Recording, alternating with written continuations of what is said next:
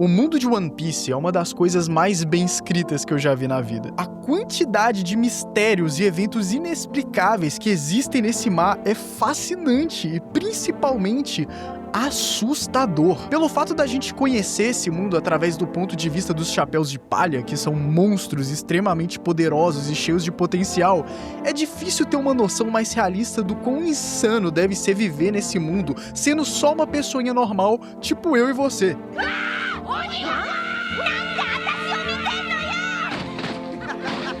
Por exemplo, para pensar no seu José, pescador, que saiu 5 horas da manhã no barquinho humilde dele para pegar peixe e no meio da pescaria olhou pro céu e viu isso! Silhuetas colossais no horizonte de sabe lá Deus o que caralhos essa porra significa. No mundo de One Piece existem ilhas no céu que grande parte da população não sabe da existência justamente por elas se camuflarem acima das nuvens. E essas silhuetas gigantes aparecem no horizonte porque a luz do sol bate nos habitantes dessas ilhas e projeta essas sombras gigantescas e distorcidas no céu.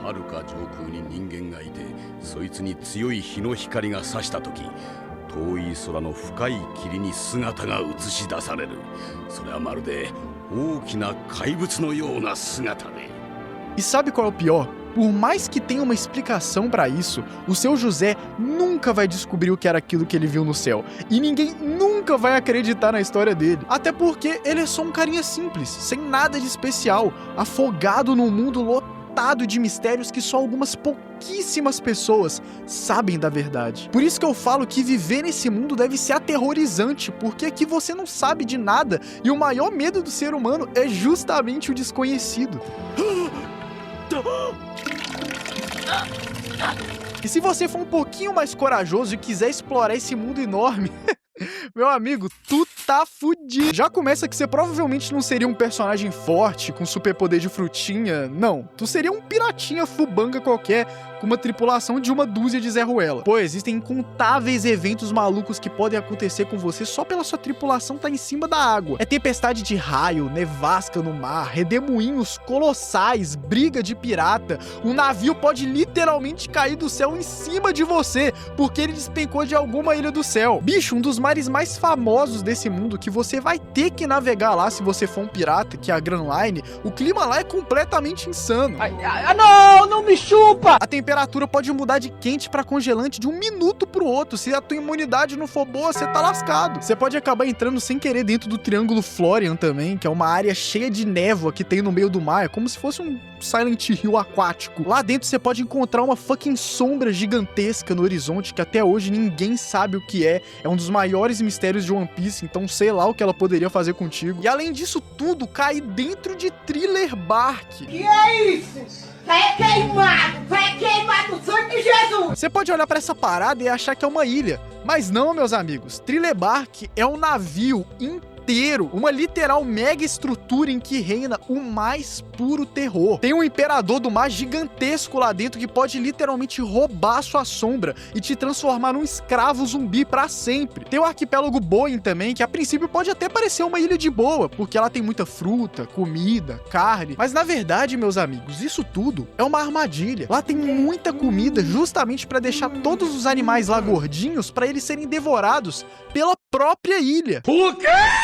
Porque, na verdade, esse arquipélago é uma criatura viva, colossal, com uma boca no meio que fecha e come todas as pessoas e bichos que tiverem lá dentro. Tudo é imprevisível e desconhecido. Viver nesse mundo é tipo ser um nômade há 10 mil anos atrás no nosso mundo, que houve uma tempestade sem saber o que é aquilo, se esconde de medo achando que o mundo vai acabar. É tipo tu ser um marinheiro nas grandes navegações e ir pro mar morrendo de medo de encontrar aquelas criaturas colossais que tinha nos mapas antigamente, tá ligado? A diferença é que essas criaturas colossais realmente existem aqui e esse planeta é muito maior que o nosso planeta Terra. É sério, tudo em One Piece é gigantesco. Um rei dos mares qualquer, que são esses bichos colossais que tem no mar, podem chegar até a 5 quilômetros de comprimento. Só pra vocês terem noção, a baleia azul, que é o maior animal da Terra, tem só 33 metros. Tu pode estar navegando de boa no meio do mar e do nada se deparar com essa porra aqui.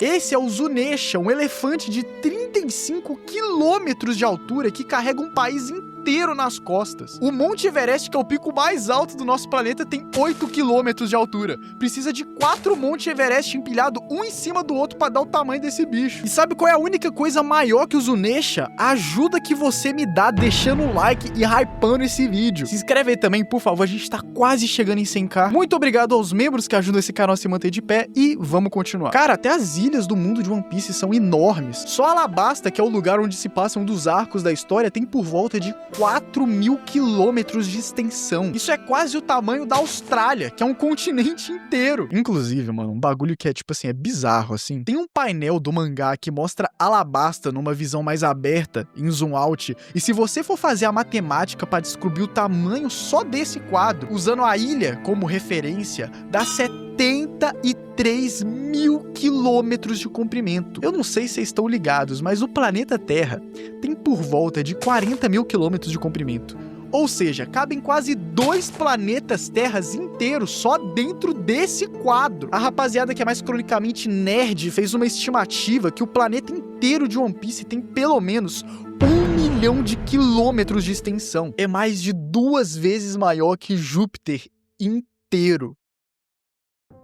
Eu sou perdidamente apaixonado pelo world building de One Piece, e não são só essas ilhas malucas e criativas que me deixam fascinado. O que me pega mesmo é que esse mundo parece ser realmente vivo. Aquelas pessoas parecem que realmente existem naquele contexto, e as ações dos personagens têm real impacto no mundo todo. É super divertido ver um personagem fazendo alguma coisa num canto X do mundo, e essa parada que ele fez impactar um outro caboclo em outro canto na puta que pariu. Ver o Luffy toda vez recebendo uma recompensa nova e os personagens que já apareceram antes reagindo a isso também, cara, é tão divertido. Você provavelmente já viu aquele meme lá do Oda Gênio, e ele existe justamente por causa dessas coisas.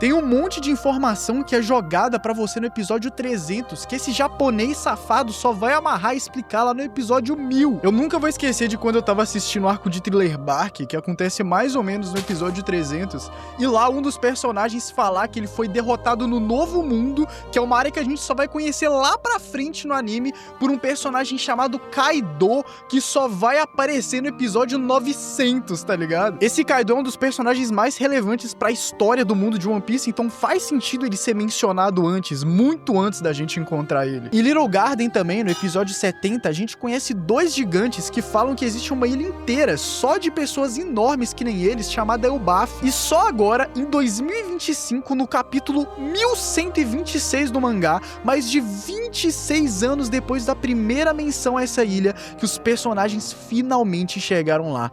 Que finalmente chegaram em Elbaf. E eu citei só 2 exemplos, mas existem centenas de foreshadowings como esses espalhados pela história toda, que cada vez que eu percebo eles, minha única reação é olhar pra tela do meu computador e falar: caralho, Eiichiro Oda, você é ridículo. Parece que o cara planejou tudo da história que ele tá contando há mais de 30 anos, desde o começo. Tem vários mistérios que foram apresentados pra gente no início da história, que até hoje só não tem explicação. Tipo a sombra gigante que aparece no Triângulo Florian, ou a ponte de Tequila Wolf, que é uma estrutura gigante que tá sendo construída há séculos, mas que ninguém sabe o porquê. De todos esses mistérios, o meu favorito é o Século Perdido. Existem 100 anos inteiros da história do mundo de One Piece que foram completamente apagados. Ninguém sabe o que aconteceu nesse meio tempo e qualquer registro sobre isso foi queimado.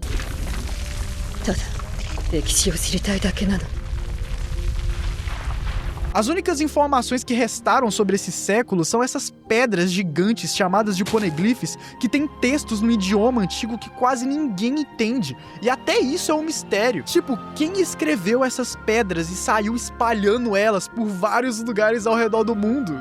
Ninguém sabe. E até quando essas explicações vêm, elas são tão legais, elas são tão criativas. É só pensar nas próprias ilhas do céu que eu tava falando antes. Até a gente entender que aquelas silhuetas gigantes são sombras dos habitantes que moram lá em cima, foram vários episódios que a gente ficou intrigado até saber da existência dessas ilhas que flutuam. E a forma como elas funcionam é genial.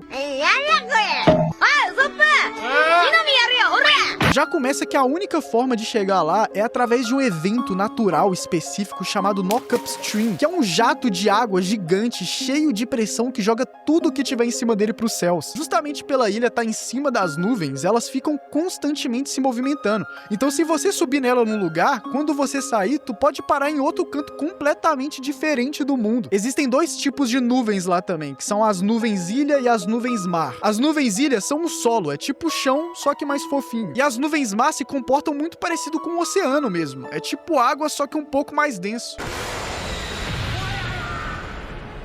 Dá pra nadar nela, inclusive se você mergulhar e for descendo, vai chegar uma hora que você vai sair dela e cair lá de cima. Tudo isso é fascinante, bicho. Todas essas ideias são questionamentos que eu realmente teria se eu descobrisse que existem ilhas no céu na vida real. Será que elas ainda se movem? Dá pra afundar nelas? O Oda escreve como se fosse uma criança brincando num planeta imaginário que pra ela é quase real. E eu espero ter conseguido passar pelo menos um pouquinho o porquê de eu ser apaixonado por esse mundo.